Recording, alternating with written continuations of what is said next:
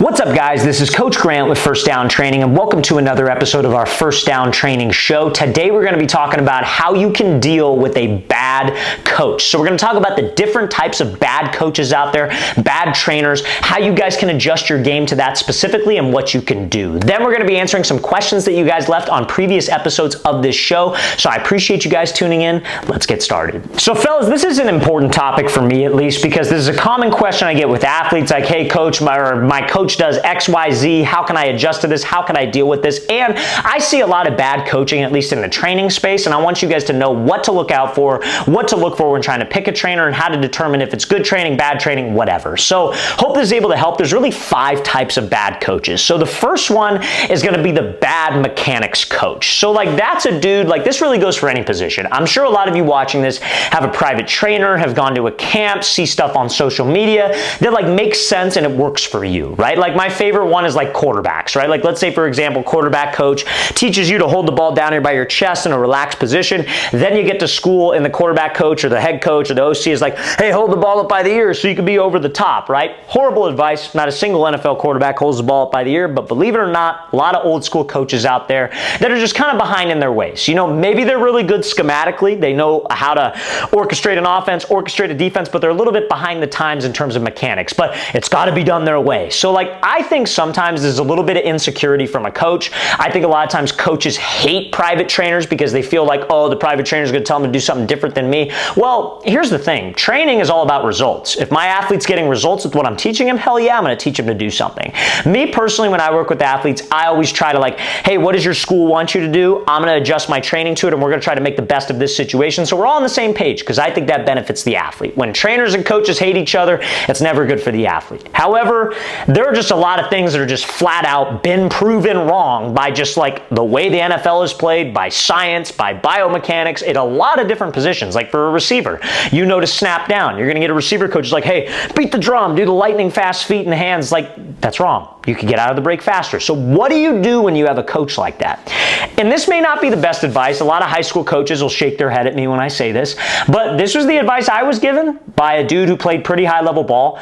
And he told me just be like, hey, just yes, sir, be respectful, then do it the way you know how. Here's the thing. At the end of the day, what do coaches want? They want to win. Right? More often than not, this is what they're there for. They want to win, right? If they don't want to win, I don't think they belong to be a head coach or an OC. You should play the game to win. Obviously, there are a lot of life lessons you can learn from football. Obviously, at the younger levels, there's a fun element that's added to it, but we play the game to win. That's the whole reason why it's a game. There's got to be a winner, there's got to be a loser. We play the game to win, right?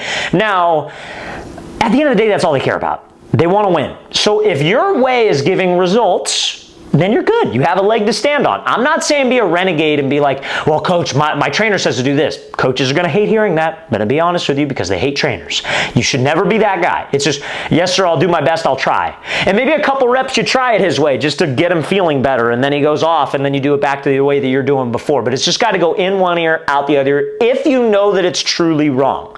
A lot of athletes are delusional. They think that their way and the way that they're doing certain things looks right when actually it doesn't. And a coach is just trying to help them, and it is actually correct what he's saying. So it's always important to consult wise counsel. Like, hey, coach, my school coach is saying this, and you know, I think I'm doing it this way. What are your thoughts? And he might agree with the actual school coach, and then, okay, cool, I need to improve in this area. So my recommendation is if you truly know it's wrong, and you truly know your way is the right way, in one ear, out the other ear, be respectful. Yes, sir, I'll try to do better. And that's just the best way to manage it. Most of the time, guys, they'll get off your case as long as you're producing results, okay? Now, second type of bad coach is dudes that just say stuff that's out of pocket. Kind of the hothead guys will try to put you down, you know, cuss at you, whatever. I've been there. You know, it's funny. My high school offensive coordinator was that dude. Very fiery dude, very competitive, wanted to win, expected the best out of us, but he said some pretty out-of-pocket stuff. Like, I remember one time, like, it was my junior going into my senior year, I came back, first time I'd seen the guy in months because it was the start of our summer workouts, and he just looks at me, he goes, man, you haven't gotten taller yet? Like, and I'm just like, thanks, bro. Like, you know what I mean? Like, God, that hurt me.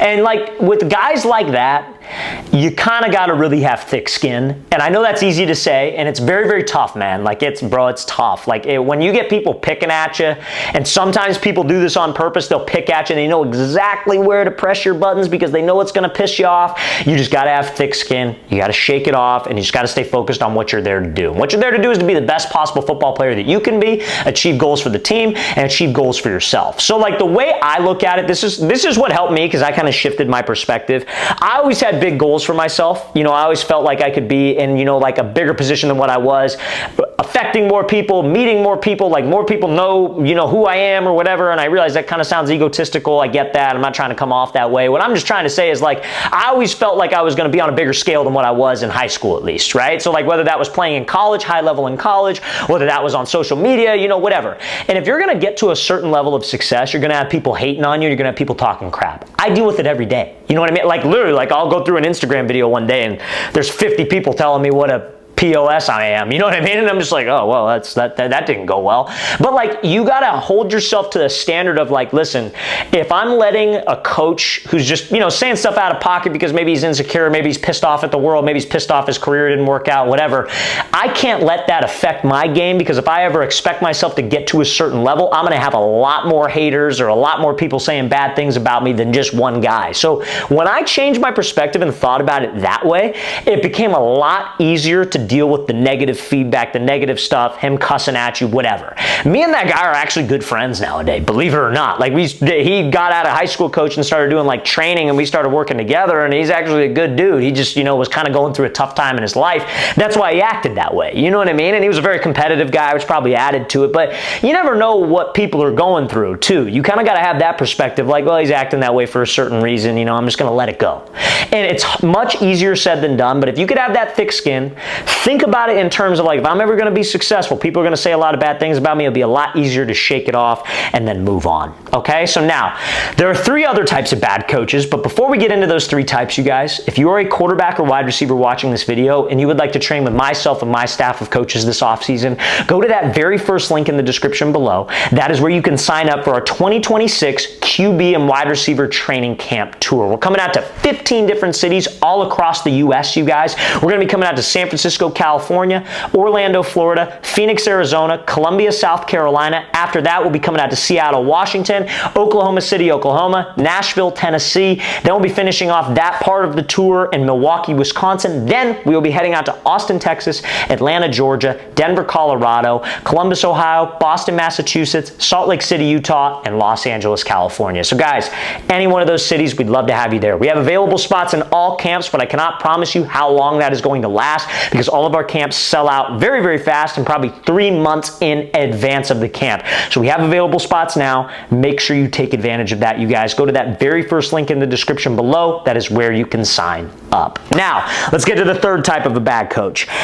So I would say, really honestly, like, it's the guy who just kind of gives you, like you ask him for feedback, right? Like, this is a school coach. This can also be a trainer. But, like, you know, you go to your school coach and you just say, like, let's say you're a receiver. Let's say you want to get more play time, right? You're a backup, you're the 5th receiver, you want to work your way into the starting 4. Ask your offensive coordinator, hey, coach, like, just wondering, like, you know, I was wondering if you saw anything with me today, areas I can improve on, stuff that I could do better to maybe get to a starting spot. And he responds with, nah, man, just keep doing what you're doing.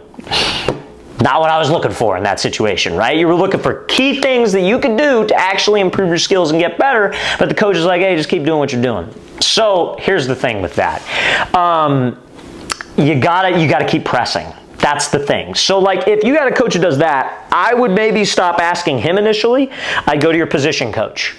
He says the same thing. Go to your quarterback coach. Even though you're a receiver, he says the same thing. Go to a running back coach. Go to every single assistant coach and ask them the same exact question. Just because, here's the thing, guys. Like, if you want to get more play time, like, coaches make that decision. It's like a collective decision. I was a high school coach for a year. I learned a lot about how things work behind the scenes. I'll never do it again because I hated it, but I learned a lot about the areas behind the scenes. When we're trying to decide who plays, it's like we all sit at a table and we just hash it out. Well, I think this guy should play. Well, he did this, so I think this guy's play. He did this. But if you're that guy that's like constantly asking, like, hey, how can I improve? How can I improve? How can I improve? And coaches are like, hey, what about Johnny? And then they're like, yeah, Johnny was, you know, he I could tell he wants to play. He was asking me what he could do to get better, and everybody's got the same story. Everybody kind of gets on the same page about Johnny, then maybe you get a shot.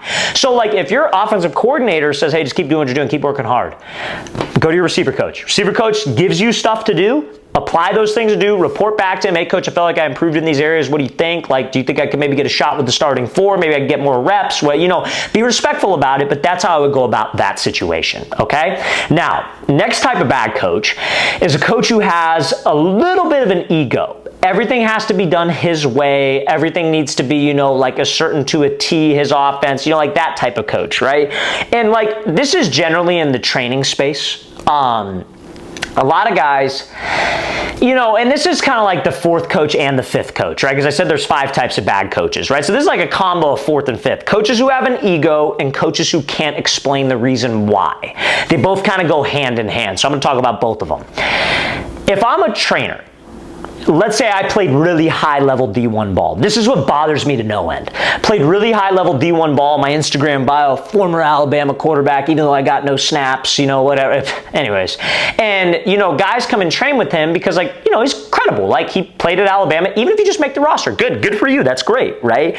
But I think you're doing a disservice to kids, athletes, people, if it's listen to me because I played at Alabama. How does that help anybody get better? Anybody could feel free to explain that to me. It doesn't help anybody get better. So athletes are craving information, and kids, like I've learned this, are very smart and they're very intuitive, right? Like even from ages like 9 and up, the kids are so smart because they have so much access to information these days. They're on their phone, they're playing video games, they're interacting with people, whatever. I'm not the biggest fan of that, but at the same time, like kids are smart. They understand how things work. They understand the reason why, and they're very observant. They observe a lot of things, right? So if they're observing a coach telling somebody something and it's not working, and they go up to that coach and be like, well, hey coach, why do you want me to do this? Like, what's the reason? How is this going to help me? And that coach is like, oh, just do it because I said so. Well, I played at Alabama. Like, how dare you criticize me? Like, that's the problem. So I would say when you're looking for a trainer, you're looking for a private coach, whatever, you want to try to go away from the guys who have the ego, and you want to try to go to the guys who can explain the reason why. Some of the most successful quarterback coaches that at least I know of have not played high-level ball. They're very, very good at communicating. They're very, very good at explaining the reason why behind certain things, and they're very good at getting their athletes to understand. If you, from a training perspective, if I'm working with an athlete, I actually like the challenge nowadays, because when I first started training, nobody knew who I was. It was just like, okay, this guy who does training, like, we'll go check it out. You know, he's got a couple guys out there, we'll go check it out, right? I love it nowadays because, like, most people that come to train with me are familiar with our YouTube channel, Instagram, TikTok, whatever, so they kind of know who I am, and there's like that added credibility to it to where I could tell them something and they'll just do it because I said it, because I have a little bit more credibility. I love it when I get a kid who has no clue, I could care less that I have any following or anything like that. He could care less. He's just there because his dad told him to go there. And it challenges me as a coach because it's like, okay, this makes me a better coach because I got to explain to him certain things, and he's not just going to do it because I said so. I have to explain it to him, tell him the reason why, and he needs to see results. And when he gets that result, then he starts buying into what I'm teaching. And then maybe later on down the road, he figures out like, oh man, he's got a YouTube channel, whatever. That's what I love because it challenges me as a coach. And I wish every coach would have that type of attitude. I wish every coach would be like, I need to, imagine this. You get a guy who played at Alabama and he's got a kid who's going to buy into whatever he says, but he actually explains to him, hey, this is the reason why we do things this way. This is the reason why this works. And the kid sees results. He's going to be so bought into what that guy's training, but it doesn't work that way for whatever reason. Usually the guys that play at the highest level aren't the best at explaining that because they're just naturally really good players. Usually the guys who don't play at the highest level are better at explaining it because they had to look at it a different way. They weren't naturally gifted, naturally talented, so they had to learn, and they could teach those lessons that they learned to other athletes. So I just recommend, guys, when you're picking a trainer, if he can't answer the reason why, find another guy. If he can, I would stick with that dude, especially if you're seeing results. Okay? So that's all I'm going to say about that, you guys. I hope that information is able to help you in terms of a coaching situation that you're probably in. Now, we're going to get into some questions that you guys asked me on a previous episode of this show. So you guys know the deal.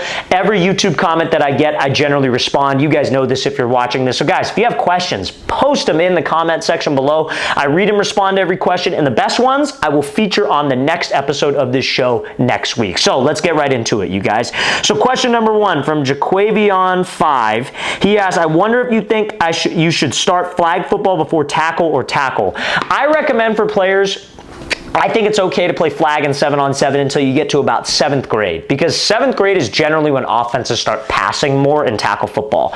9, 10, 11, 12, you're going to be getting a lot of run plays, a lot of double wing, and as a quarterback, as a receiver, you maybe don't get as much benefit out of that. And linebacker, O-line, D-line, running backs, like, yeah, play tackle pretty early on, I would say. But for skill position guys, I think you play flag and 7-on-7 and get more benefit because you're getting more reps. And then when you're in 7th and 8th grade, you get used to the pads, get used to the contact, and that will get you ready for high school. So that's what I would say, man. I appreciate you asking that question. Next question from Wesley Katz, T6F.